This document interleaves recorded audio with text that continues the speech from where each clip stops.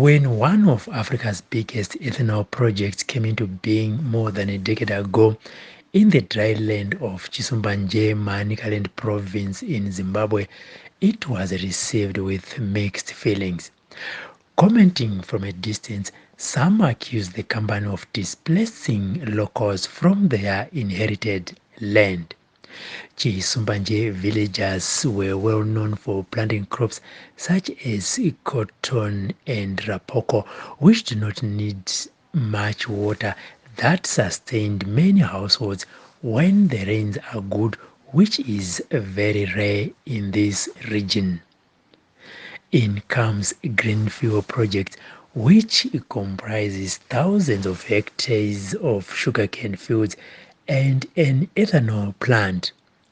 The plant has the capacity to produce up to 120 million liters of ethanol per year and 18 megawatts of electricity, becoming one of the biggest ethanol projects in Africa and the only one in Zimbabwe. With this in mind, we visited Chisumbanje area to look at the lives of the locals then and now, and our first port of call was at the homestead of the local traditional chief Tobias Karawa, who is the custodian of the land, values and tradition, and has 85 headmen under his jurisdiction to hear his thoughts about the coming in of the much talked about Greenfield Projects.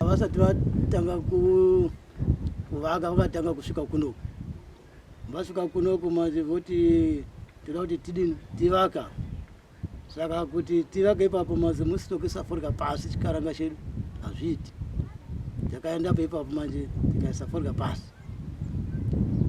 pasimbashi manje vaiva vechitwara chibva kupi Brazil vochovaka manje vazopedza kuvaka kudaro kuti takaenda kuna ikweyo unokuona kuti shuwa vapedza kuvaka ewo show kuno kufuti ndivakazoti inosaka toita sei kati imomo wakona mofana kundipawo chipo imo ndipo vakazovaka imba iyi wozobva ipona papo voti tokuvakira cho nini nenge hofisi saka nehofisi yawana machindi yakajama yakada vana kuzopedza manje saka ndiko ndivasara vechikwereti vake hofisi yangu apo.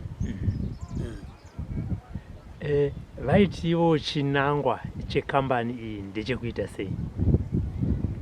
Chinangwa chavo manje kuti kubatsira vabereki vanokurarama kuti mvura yakona moti gore imwe inonaya gore imwe inake saka ukaona padoko ipona ipapo kudidza ipapo unopona. Panzvimbo yavari kurima izvinezvi inzvimbo here yaimbogara vanhu? Pane vanhu vakabviswa here panzvimbo idzi? Kana vakabviswa vakaendeswa kupi? Hapana vanhu vakabviswa ngokuti yakatanga tori adha itorimwa cotton yabva ipanapa cotton yazoritaya manje ndo pakazopinda nzimbe dzazouya manje vagare vemwe munama hapana pakaduswa kuenda kugara kumweni. Yatanga kambani yaane makore iripo, tingati yakwanisa here kushandura upenyu hwenzvimbo yevagari venharaunda ineyi? Ya zvimwe zvatoshanduka ngokuti hai vanhu vakurarama vakusima bhinzi magwere vototi vasinawo manje ndo dambudziko manje vototi adai taiwanawo tiitosaka zvafanana apo. Chief Garawa also said in as much as they appreciate what Greenfield has done, they are hoping that one day they will look at their infrastructure such as roads, because during the rain season it becomes impossible to travel. Izvira kuti itigadzire mugwagwa nawo makiliniki ewo ngoti kamesayana mvura manje hamufambiki kutofa katogara pamba ipapo kuti uende kuSt Peter kure uende uku futi kune kumwe clinic inosukwa mabeka akufambiki kwemvura yana kutanga kuna vana ninge October na November na December saka muna March inenge iri mvura yega chete. Councillor Edmo Masia of Ward 28 in Chinyamukwakwa said over the years yields by local villagers from their fields had been low due to erratic rainfall. Zvino nenyaya yemvura kuti pakupisawo kuchizodaidai mayields anga akuitawo mashoma plus nenyaya yekuti cotton yacho taramba tichingoirima ka, that's why vanhu vanga vakuoptawo for kurima runinga since cotton ndo yanga iri main cash crop, asi maprices wedonje plus kuti kutarisawo kuti mvura manaira anga yaita ndingati kuti kuchinja kwakaita nakiri weather kwakwakuaffectawo mafarmers manje. Marcia said the irrigation schemes provided by Greenfield was a masterstroke, though many villagers misunderstood it as people were using other land which it had abandoned and was later leased to Greenfield, hence the conflict. Okay, pakatanga company madhezi acho iwayo papane irrigation tingati inenge chinzi first phase or ngatiti kwana mune pasi uko but chinyangwa iri muward muno payakatanga kuita company yakagadzira minda yacho ikapo zvekutanga kuseenzesa chaizvo vanhu vakaona pane kachange pakuti vanhu zvichitanga zvazvitonzi peye munhu aikwanisa kuenda katatu kana kuti kaviri achiisa macrops muland yaanga apiwa yai, saka zvakaratidza improvement to some of the farmers vanga vaita chipping. Vamwe vanoti kuuya kwakaita Greenfield vanhu vakabviswa minda yemadziteteguru avo nechisimba ichitorwa nevauya. Greenfield sekuti tsanangurwa kwazvinoitwa yakauya kuzorima minda yanga iri formally yeada nongaona misi nyambadza pakauya vanga chiti vachiratidza mapegs kuti taisvikira apa land ada yasvikira apa inoenda apa ndo that's what was said kuti minda yairimwa neada ndo minda icharimwa neGreenfield. So maboundaries iwaya ada yanga chingorima a small portion than inoda minda yakazoda kuzorimwa neGreenfield. So I think pakaita misunderstandings kwekuti ada yanga isingaparimi kasapa pasingazogari, so people were using the land. So now pakuzondoti pakuda kuchitorwa papa kuda kuchiti council was involved chizoona kuti inoda kuita list land ku this company, but tingati is Greenfield but yet it's ada iri kuti iland yedu, then it was given to ku Greenfield.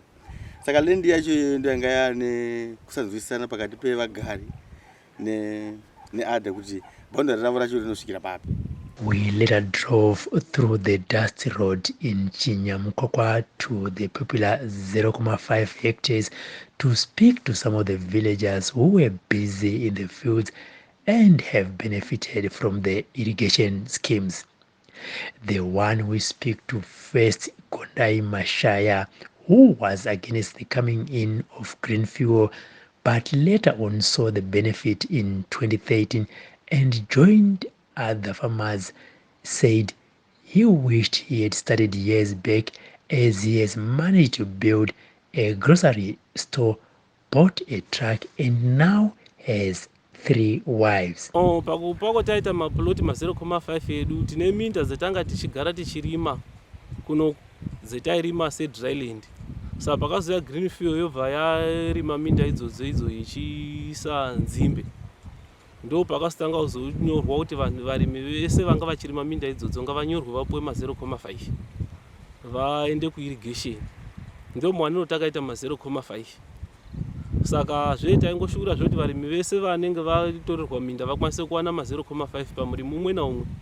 Uyezve kuno isusu tiri vanhu vane mhuri dzinenge dzakakura, kuno kuChipinge kuno tinorora vakadzi vanenge vakawanda zvokuti mhuri shomani dzinenge dzine mukadzi umwe chete. Senini ndine vakadzi vangu 3 vandinavo. Saka ndonga ndetarisirawo kuti ini nevakadzi nevadzimai vangu tikati umwe naumwe 0.5 tokwanisa kurima zvakatonyatso kwana tikanyatsopfuura mukoho wedu zviri nani kupfuura zvitaita tiri kudryland. Inini inga ndisina pamweni pondinotarira panorimwa kuno kumaeka because inga ndisina eka racho. Saka vairimaona vamene maonero vanoita ini ndinokomenda kuti kudripi kuri nani because ndiri kuningira chibage zvandakarimaona inini wacho. Kuridzira tinopa kuno vanhu vamwe ndokutoti ngatibatane kuti takanga tapuwa mayonini maeka saizvezvi tofanira kushanda takasimba nevarume vedu nevakadzi vavo. The traditional leaders said information that green fuel had not changed the lives of the locals is being said by villagers who did not embrace the coming in of the project. Vozanya inenge chitika manje umwe ngangondo takwasa peno batsira ngokuti onenge asina kuti aone pokuti ungatangira papi. Oti yakashata. Asi manje vanakirwa ndizvona vanomunda ikona ikwe manje mukavabvunza izvo manje. Vanomuronza kuti iyo mahara azviiti. Nekuti unogona chini zvekushandisa kana zvokurya pamba pako. Besides the popular irrigation schemes, we also discovered that Greenfield has a robust corporate social responsibility programs that have immensely benefited the villagers, such as wire fencing, sowing, and gardening. So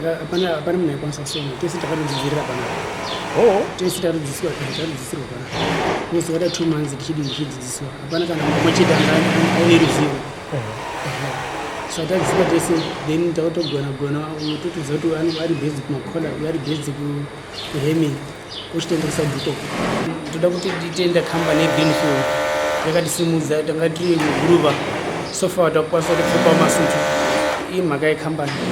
So I am so grateful to Greenfield Private Limited.